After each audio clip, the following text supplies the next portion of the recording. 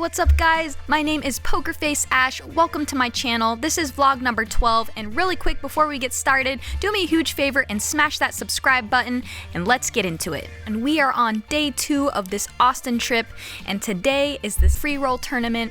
All you have to pay is a $25 membership fee and you are in this tournament where the prize pool gets up all the way to $20,000.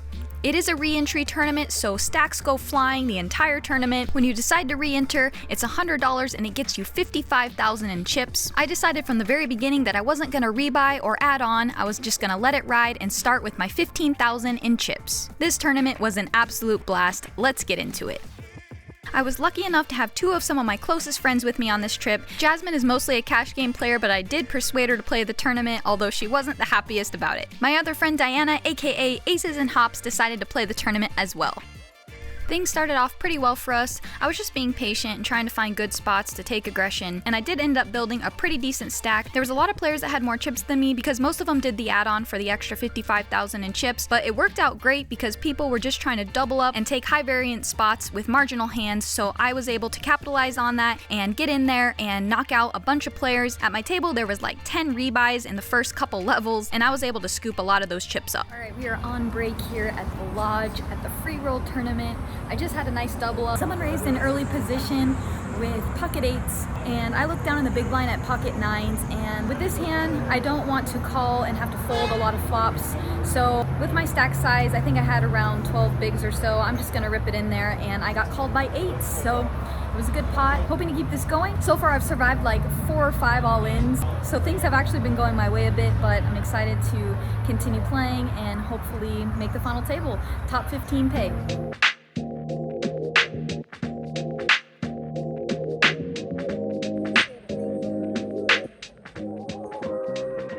So I came back from break with about 20 big blinds, which in this structure, that's not a bad stack, but it's still not a lot of chips to work with. So I find myself on the button with ace queen offsuit. It folds around to me. I have about 15 big blinds, so I decide to rip it in there. And the small blind, who has me covered by a decent amount, he reshoves. Worst case scenario is we're flipping here, which I don't mind. And we in fact are, as he flips over pocket 10s, and we do bink the ace on the flop and get a nice big double up, nearing the money in this tournament. So after that double up, we were cruising along a little bit and players were dropping out. Our stack had dwindled just a little bit, and we found ourselves down to the final 2 tables when this hand happens.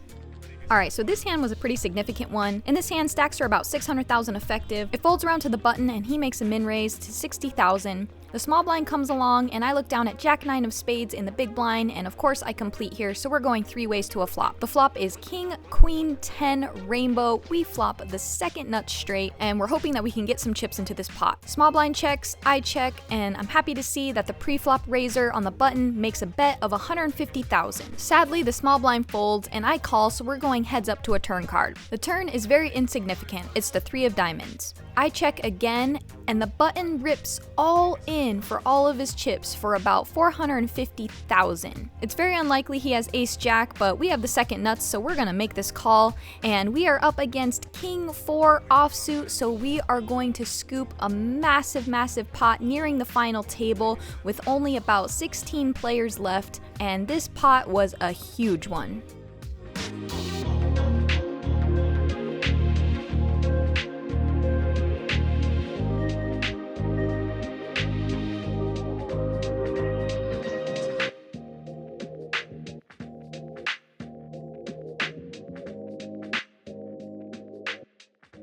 Nearing the final table, I did lose a few insignificant pots, but when the blinds are going up and every big blind matters, I did dwindle down just a bit, and luckily a short stack had shoved for around 3 to 4 big blinds, and I was in the big blind with king queen offsuit, so I make the call, and we're up against king deuce offsuit, and we do hold. And because of that knockout, we are now headed to the final table. Alright, it is 2:40 in the morning here, and we just made the final table of this free roll tournament. So let's see if we can spin it up. I think we're going into the final table as the shortest stack, but I've done this before. Let's No. So we weren't the shortest stack, but we did have around 8 big blinds heading into the final table, and one of my very first hands, I look down at pocket sixes and I shove. I get called by King 10 suited, and we're off to the races. The flop looks a little scary because it gave him even more outs, but we do hold and find the double up, and now we have one of the biggest stacks at the table. So even though I doubled up, stacks are very shallow still. Because this is a free roll tournament and I'm not in for a lot of money, my sights are set on first place. I don't care about a $300 min cash, I'm going for first place. It folds around to me with 16 big blinds, and I have ace king, and I shove all in. A guy named Aaron, who I was lucky enough to become friends with on this trip, is a total crusher. He's played on several live streams, and he is an amazing guy. I was lucky enough to hang out and get to know him a bit. He also shoves for slightly less than me, about 14 big blinds,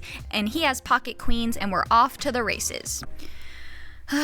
Sigh. What is it about queens in the window on this trip? If I was gonna win any flip in this tournament, this is the one I wanted to win. Unfortunately, it was not in the cards, literally, and we are down to crumbs. Right after that hand, I was left with about 3 to 4 big blinds, and they started discussing an ICM chop. Of course, I'm gonna be okay with an ICM chop when I'm literally the shortest stack at the table. So shortly after that hand, we did agree on an ICM chop, so I was in for $25, and I cashed out with $780. Not a bad profit at all, considering that we could have been out of the tournament with a $300 min cash. I'm pretty happy. It's about 3:30 in the morning at this point, and I'm ready to get some sleep because tomorrow we have the 1-3 $1,000 buy-in match the stack live stream, so I'm off to bed. So when I started this vlog, I knew I wanted to include the ups and downs of poker, but I wasn't sure how much of my personal life I wanted to include. But as the vlog has grown, and so have I learned that it's important to share things because people can always benefit from them, even if it's something hard or embarrassing to share. So I hope in me sharing what I'm about to say that I'll help someone else who's going through something similar. The week at the lodge was a very overwhelming experience, but in a good way. I had a lot going on and a lot of expectations. I was there to vlog, I was there to play poker, and I was there to hopefully make some money. Right before the stream on Wednesday, I had something personal happen that really upset me, and to say I wasn't in the mood to play poker is an understatement. I was trying my best to get myself together before the stream because I knew it was something I couldn't miss. But if I was back home and was going to be playing poker that day, I would have just stayed home and not played at all. So all that to say, my mind was not in it. It's not an excuse that I played bad, but it is the reason why I wasn't all there and definitely wasn't playing my A game. Even my coach after this session texted me and he said, "Hey, are you okay? You are not playing like yourself." And I said, actually no. But the trip ended up being really great, and I learned a lot about myself and a lot more about poker thanks to my coach. Shout out to Christian Soto, an amazing guy, an amazing friend, and an amazing coach. I know having this vlogging platform means that I'm gonna have a lot of critics, but I hope you guys understand that we're all human, we all make mistakes, and on this journey of poker and in life, there's always lessons to be learned and ways to grow. But taking care of your mental health and making sure that you're in the right mindset to play poker is a huge key into being a winning and successful poker player. So I hope that at least encourages and motivates you guys to stay up on your mental health. There's always going to be things that happen beyond our control, but we can always control ourselves and be disciplined and decide when it's not a good time to go play poker. Alright, with all that being said, let's get into the session. From the Lodge Poker Club in beautiful Round Rock, Texas, welcome to Poker Night at the Lodge. Slick Rick and Skull Mike right now. We're ready to go for another great one. Yeah, what's going on, Rick? Wednesday night, nice little lineup here tonight. And we've got two great vloggers. PokerfaceAsh sitting there in seat 3. She was here Monday night. She binked the Tuesday night free roll. My goodness, she chopped it 5 ways. Won a bunch of money last night on the world famous Tuesday night free roll. And next to her, another great vlogger in seat 4, Sashimi from Japan, is here. She plays it live at the bike a lot. You're watching this action from the Lodge in Round Rock, Texas. It's open 24 hours a day, 7 days a week. Located exit 251 off I-35 in Round Rock, Texas. The hottest poker club in Texas is about to get even hotter. Alright, in the very first hand of the live stream, Adric wakes up with pocket queens under the gun. By the way, if you are not following Adric on Instagram, be sure to follow his poker journey. He actually used to have a poker vlog as well. He is one nice dude, so give him a follow. So he raises under the gun with pocket queens. I'm next to act with pocket 10s. And again, like I just mentioned, I am not playing my A game. I decide to flat, but I definitely think I should be 3-betting here to get heads up in position against Adric. But I do make the call as played. Jacob also comes along, so we go 3 ways to a flop. The flop is Jack, 4, 7, all clubs, and I have the 10 of clubs in my hand. Not the worst flop for pocket tens. Adric puts out a small bet of $30, and I make the call, and we go heads up to a turn. The turn is the Jack of Hearts, so it pairs the board. This card actually makes me think that my pocket tens can be good here a lot of the time, and Adric can have a lot of semi-bluffs, like Ace King or Ace Queen with a club, just to mention a few. Adric does decide to bet again, and he puts out a bet of $70. I'm not going to raise and turn my hand into a bluff, and I'm not going to fold, so I think my only option here is to call and see a river card. So I do call, and we go to the river. The river is the 8 of Hearts, and Adric thinks for a bit and then decides to check. I was deciding if I can get called by worse if I make a bet here, but I came to the conclusion that a lot of times when players take this line, they do check strong hands on the river planning to call a bet. So I want to check and hope that my pocket tens are good here, and unfortunately they were not. So very first hand of the stream, and I find myself down a couple $100. In this hand, T-Rex raises under the gun with 10-8 suited. It folds to Adric, and he decides to put in the 3-bet to $55 with Ace-Jack suited. I look down at King-Queen of Hearts on the button. If it was the offsuit combination, I would seriously consider putting in a cold 4-bet, but because I'm suited, my hand's just too good, and I'm going to put in the flat here, so I make the call. T-Rex also calls, so we go 3 ways to a flop. The flop is King 7-4 with 2 spades. It checks to me, and with my top pair Queen Kicker, I'm going to put out a bet of about a 40% sizing here, and I make it $60 to go. As you can see, they don't have much to continue, so they both lay down their hands and we win a pot.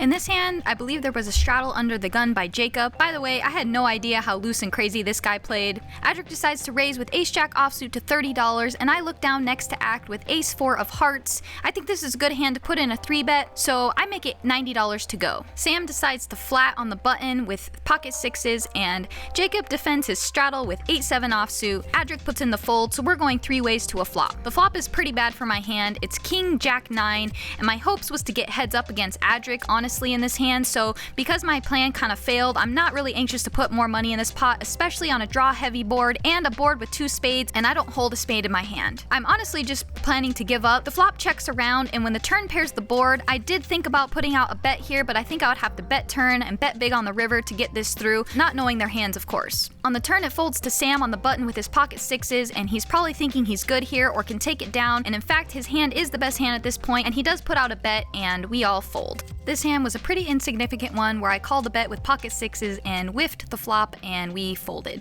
In this hand, I raise King Jack offsuit from early position. I pick up 3 callers, so we're going 4 ways to a flop. The flop is Jack 7-6 rainbow, so it's pretty good for my hand, and I put out a bet of $25 looking to thin the field. Jacob calls with his top pair, and we head to a turn card. The turn is the 10 of Hearts, and if you ask me why I checked here, my answer is I have no idea, but I did check, and Jacob put out a bet of $60. And of course, I'm not gonna fold, and I could probably raise here, but again, I'm not thinking straight, so I just make the call. The river is the 5 of Hearts, and I check it over to him, and he puts out a bet of $125, and I think I just have to pay this off. I don't really like the way I played this hand at all, but it is what it is, and we're gonna send a couple $100 over to Jacob. So now at this point, not only am I not having a very good day, I'm also down almost $400. I'm also not making good decisions. My confidence level is definitely dwindling. But why not add on some more pain and play this hand, which was the most painful hand of the entire trip? So here it is.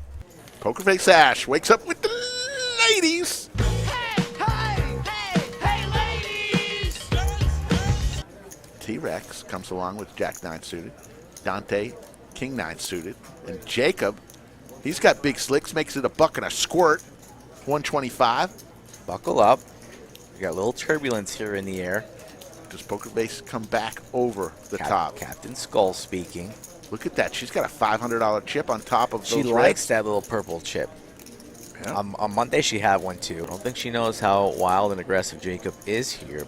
Well, it's safe to say that I butchered this hand in every way possible, and my first mistake was not 4-betting the queen's pre-flop because I let T-Rex into the hand, and I let Jacob become the aggressor in this hand. So as played, I flatted and T-Rex flatted, and so when we went to the flop on a jack-high board, I definitely do still think my hand is good here, and I'm at the top of my range. I check it over, and T-Rex checks, and Jacob checks. On this board, on this texture, I do think that aces and kings can check here sometimes, so that also went into my thought process. So we're all heading to the turn card. When the 7 pairs the board, I really like my hand even more, but it does bring a double flush draw, so there's a lot of possibilities out there. I do think my hand is good, so that's why I bet, and I put out a bet of $250. I was surprised to see T-Rex come along, and then out of nowhere, Jacob decides to rip all in To me, my initial thought, this looked like aces or kings that wanted protection, and what I was thinking at the time was, what do I beat that takes this line? I thought hands that would want to push equity and take this line were ace-king suited, ace-king of diamonds, ace-queen of diamonds, and so on. I also don't know why I was so worried that T-Rex flatted my bet. T-Rex could have a nutted hand like a straight or a boat, although unlikely. And after thinking about it, if he did have a nutted hand and not a capped hand like he did have, he probably would have raised for protection. I guess the biggest mistake in this hand is I was trying to convince myself that I was beat, when in fact I should have just gone with my pot odds and my equity and the fact that I was at the top of my range. And for all of you that are going to have an opinion on this hand, just keep in mind that we all sometimes have flawed thought processes. In this hand, I just kept trying to convince myself that I was beat. I know we've all done it and we've all been there. I had no idea who was going to be on that lineup until I showed up, so I didn't have any time to do homework. I had no idea that Jacob played so crazy. Had I known that, I would have snapped his face off. T-Rex and I did indeed both fold, and congrats to Jacob on his play because he got it through.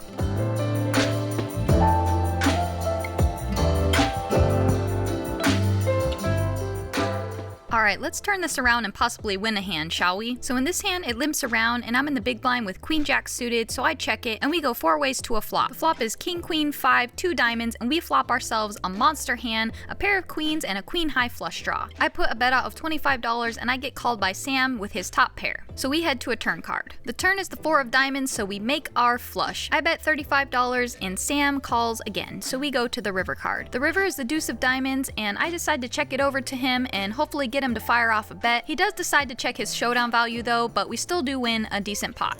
Pocket kings for Lady You Noma. never know who's going to walk into this place. Plenty of World Series of Poker. PokerfaceAsh, ace queen. She is friendly. They are friendly. They did come here together. They know each other quite well, but PokerfaceAsh didn't fly from Phoenix to play like a chump here. She's raising it up. There are no friends on the poker field. $200. Let's see if Lady Muck's gonna just tell her that I have a hand here. Maybe fire in the 4-bet. 0.6. That seems a little. What is she? She just rips it. Rip City doesn't even have to put the chips 4-bet in. to 600. So a snap 4 and a good quick fold there from Ash, realizing that her ace queen no good.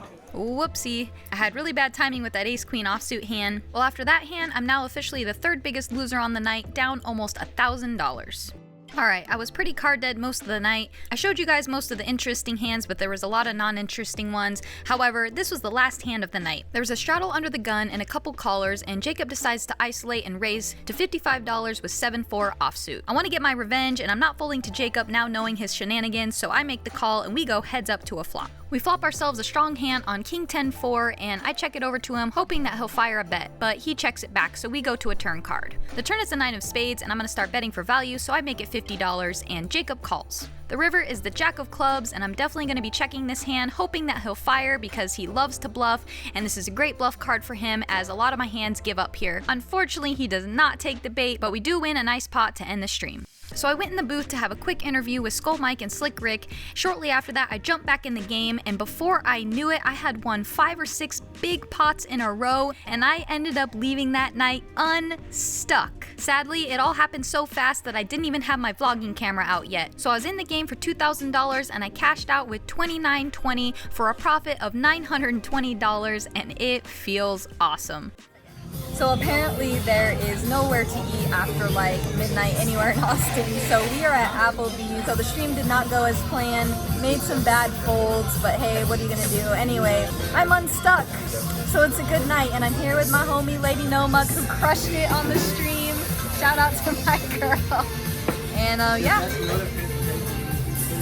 she killed it. Alright, today is my last official full day in Austin, and I'm excited, and I'm gonna be vlogging this session, so hopefully I'll have some cool hands to share with you guys. Afterwards, we're gonna go get some drinks in downtown Austin. See you at the lodge. So I'm on the final day of my trip in Austin, Texas, and I'm not gonna lie to you guys, I am exhausted. There was so much poker going on and not a lot of sleep, so I decided I'd play one last quick session. It was a 1-3 1,000 max buy-in, and I finally got to see what all this bomb pot stuff is about. I've never played one, and my friends Top Level Poker and Aaron showed me the ways, and I gotta say, it's pretty addicting. So now I know what all the hype is about. So because we played a quick session and wanted to go out and explore downtown Austin a bit, I only have one interesting hand to share with you guys, and it was one of the biggest pots that I won the entire trip. So there was a raise from the hijack to $15, and there was a call on the cutoff and the button. I look down at ace 5 of spades in the big blind, and I complete, and we go 4 ways to a flop. The flop is ace king 5 with 2 diamonds and 1 spade, so I flop 2 pair. I check it over to the pre-flop raiser, and she puts out a bet of $20. The cutoff and the button call, and I also decide to call and plan on raising the turn. The turn is as harmless as it comes. It's the 3 of clubs. I check again, and the hijack makes a bet of $75. The cutoff and the button call the 75, and I make it 250 to go. The original raiser folds. The cutoff and the button both go all in for less than what I have, but this pot is massive. So with both of them all in and me calling the all-ins, we go to the river card. It's the Jack of Hearts. I flip over my hand, and I am up against Jack 10 offsuit, and I'm not sure what, but we scoop a big one. Raisin Bran. Ace 5. 2 scoops.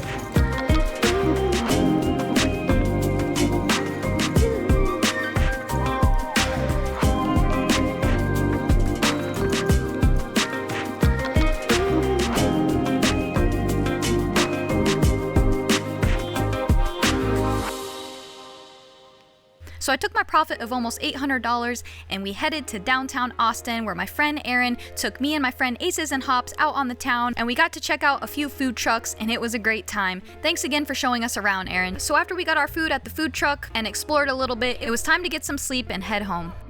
Well, that's gonna do it for vlog number 12. I really hope you guys enjoyed it. If you did, would you please do me a huge favor and go all in and like, comment, and subscribe? It would mean the world to me. But don't leave me just yet. I have a few announcements for you. First off, I want to give a huge thank you to the Lodge Poker Room in Austin, Texas. They were incredible, and if you're in the area, you have to check out that poker room. Slick Rick and Skull Mike, you guys are awesome, and I had a blast on the live stream. And I'll be back in September for their huge tournament series, and you guys gotta check this out. I'll put it on the screen for you guys.